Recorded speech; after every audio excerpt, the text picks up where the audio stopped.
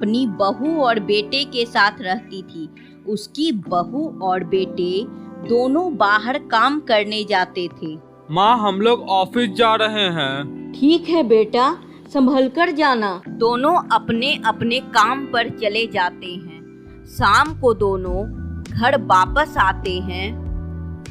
आज तुम मैं बहुत ज्यादा थक गई हूँ। हाँ, थक तो मैं भी गया हूँ। माँ जी, एक गिलास पानी ला दीजिए। हाँ बहू, अभी लाती हूँ। ये लो बहू, पानी। क्या माँ जी, आपको इतनी भी तमीज नहीं है कि पानी के साथ कुछ खाने को भी ले आऊं? वो बहू, मैंने तो कुछ बनाया ही नहीं है।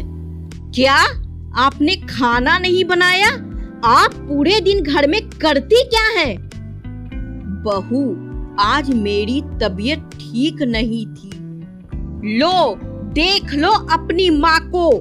खाने टाइम तो थाली भर भर कर खाती है और काम करने समय तबीयत खराब हो जाती है।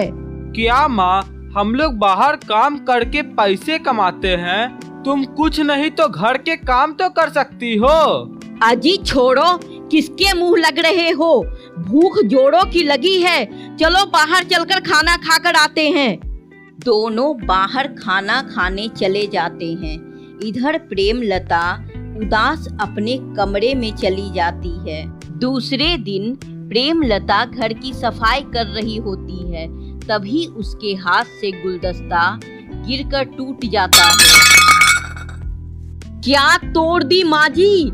हाय राम, मेरा इम्पोर्टेंट गुलदस्ता।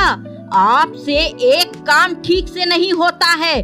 जब देखो कुछ न कुछ नुकसान करती रहती हो। वो बहू, गलती से टूट गया। क्या माँ, तुम भी ठीक से काम तो किया करो। बेटा, मुझे ठीक से दिखाई नहीं देता है। ऐसा करो, मेरे लिए एक चश्मा बनवा दो। लो, अब एक और खर्चा। एक तो इनके खाने पीने का खर्चा उठाओ और अब इनके नखरे भी उठाओ। कोई जरूरत नहीं है फिजूल खर्च करने की। बहू, लेकिन चश्मा मेरी जरूरत है। सुनो जी, मैं परेशान हो गई हूँ तुम्हारी माँ से।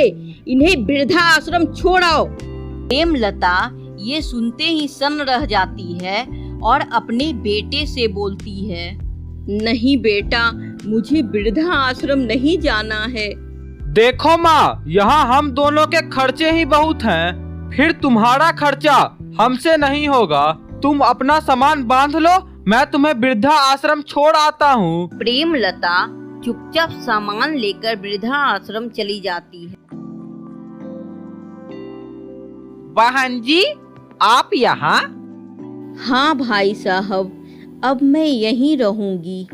प्रेमलता का बेटा ये सब सुनता है और वह उस आदमी से पूछता है, आप मेरी माँ को जानते हैं?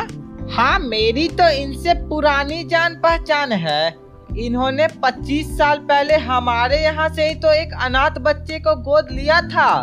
यह सुनते ही प्रेमलता का बेटा पश्चाताप की आग में जलने लगा। वह अपनी माँ से माफी मांगा और अपने साथ लेकर घर